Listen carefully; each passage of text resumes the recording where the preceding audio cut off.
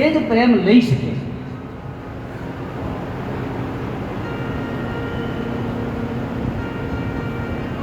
તમે અમને નહીં મળો તો કંઈ વાંધો નથી. અમે એવું સાંભળ્યું છે કે તમારી કથા અમૃત જેવી છે અને અમૃત પીવાથી અમરત્વ પ્રાપ્ત કરાય. તો અમે તમારી કથાને સાંભળીને અમે અમરત્વ પ્રાપ્ત કરીશું, પણ અમે આત્મહત્યા નહીં કરી.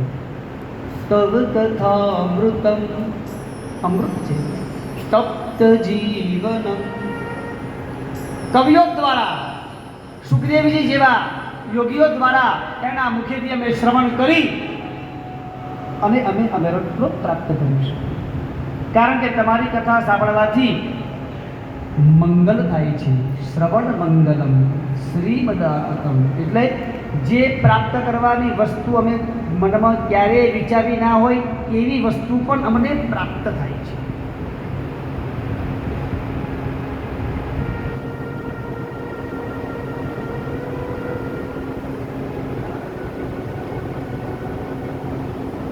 અમારા હૃદયની અંદર, વક્ષસ્થળની અંદર રહેલા કામદેવને તમે તમારા બંને ચરણ પધરાવી અને અમને સાંત્વના આપો. કલુષિતતાને દૂર કરો. પણ અમને તો અમારા વક્ષસ્થળ ઉપર તમારા ચરણ પધરાવવામાં પણ અમને ડર લાગે છે. કારણ કે તમારા ચરણ એટલા સુકોમળ છે કે અમારા વક્ષસ્થળ પણ તમને કાંકરા જેવા લાગશે, કઠણ લાગશે. એટલે અમે ડરીએ છીએ.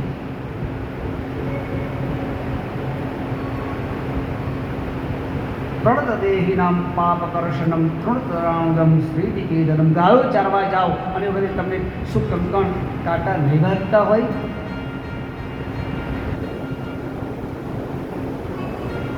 જેવી રીતે કાલિયા નાગ ઉપર આપ બંને ચરણ પધરાવી અને નૃત્ય કર્યું હતું અને એની અંદર રહેલું જે ઝેર ઓકાળી કાઢ્યું હતું, એવી જ રીતે અમારા વક્ષસ્થળ ઉપર તમે ચરણ પધરાવી અને કામરૂપી ઝેરને કાઢી નાખો.